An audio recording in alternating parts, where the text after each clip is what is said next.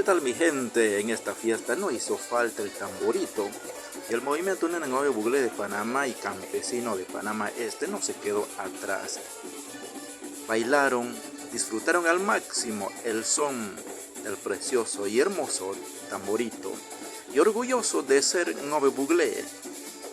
Recuerden, comarca es mucho más que una ley o un territorio.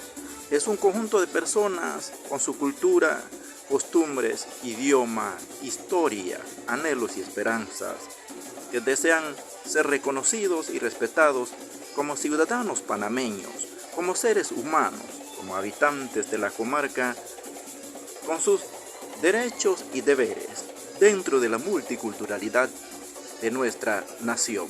Así está la cosa, mi gente. Disfrute al máximo el son del precioso y hermoso tamborito.